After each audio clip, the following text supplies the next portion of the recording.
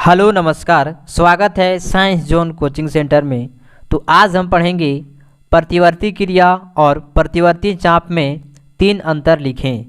तो ये class 10th का क्वेश्चन है, 3 नंबर का क्वेश्चन है, वीवीआई क्वेश्चन है। हर वर्ष बोर्ड एग्जाम में पूछा जाता है प्रतिवर्ती क्रिया और प्रतिवर्ती चाप में 3 अंतर लिखें। तो आज हम सरल भाषा और आसान भाषा में प्रतिवर्ती क्रिया और प्रतिवर्ती चाप में 3 अंतर लिखेंगे।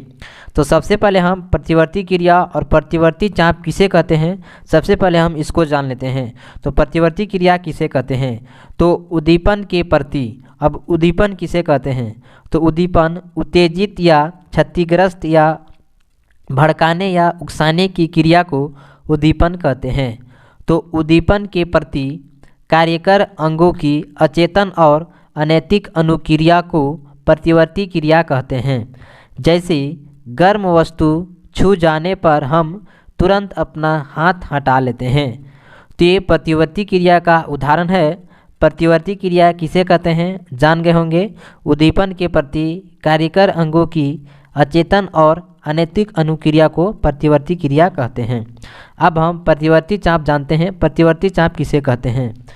तो प्रतिवर्ती क्रिया जिस पथ से होकर गमन करती है उस पथ को प्रतिवर्ती चाप कहते हैं। पथ मतलब जानते हैं पथ किसे कहते हैं? पथ मतलब रास्ता होता है। तो पथ, तो प्रतिवर्ती क्रिया जिस पथ से होकर गमन करती है उस पथ को प्रतिवर्ती चाप कहते हैं। यह निम्न होता है: ग्राही, संवेदी तंत्रिका, मेरुरज्जु, प्रेरक तंत्रिका कोशिका, कार्यकर। तो प्रतिवर्ती चाप और प्रतिवर्ती क्रिया किसे कहते हैं जान गए होंगे। अब हम प्रतिवर्ती क्रिया और प्रतिवर्ती चाप में 3 अंतर लिखेंगे। प्रतिवर्ती क्रिया और प्रतिवर्ती चाप में अंतर देखेंगे। तो प्रतिवर्ती क्रिया का पहला अंतर है यह अचानक होने वाली क्रिया है। तो प्रतिवर्ती क्रिया अचानक होने वाली क्रिया है।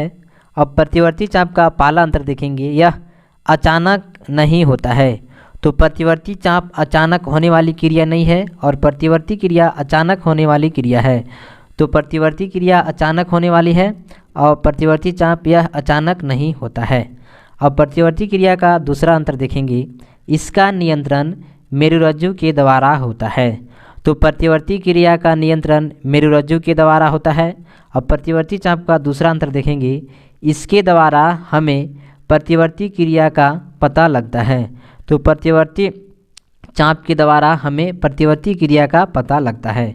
अब प्रतिवर्ती क्रिया में तीसरा अंतर का आप उदाहरण दे सकते हैं, जैसे पलक झपकना, छींकना, दर्द, ताप, ये सब प्रतिवर्ती क्रिया का उदाहरण है। अब प्रतिवर्ती चाप का उदाहरण देख लेते हैं। सुई चुभने पर हम हाथ का हटना। सुई चुभने पर हाथ का हटना प्रतिवर्ती चाप का उदाहरण है। तो प्रतिवर्ती क्रिया और प्रतिवर्ती चाप में 3 अंतर आसान है। आप इसे बोर्ड एग्जाम में लिख दीजिएगा। 3 नंबर का ये क्वेश्चन है, 3 नंबर आपको बोर्ड एग्जाम में मिल जाएगा। यदि आप प्रतिवर्ती क्रिया और प्रतिवर्ती चाप में इसका उदाहरण भी ऐसे लिख दीजिएगा परिभाषा जैसे, तब भी आपको 3 नंबर मिलेगा और अंतर लिखिएगा तब भी आपको 3 नंबर मिलेगा। तो जो आपको आसान लगता है ये दोनों में से, उसको आप दोनों में से किसी एक को लिख दीजिएगा। बोर्ड एग्जाम में 3 नंबर आसानी से मिल जाएगा। तो यदि आप अभी तक हमारे चैनल को लाइक, सब्सक्राइब और शेयर नहीं किए हैं तो कर दीजिए। हम इसी तरह से वीवीआई क्वेश्चन अपलोड करते रहते हैं।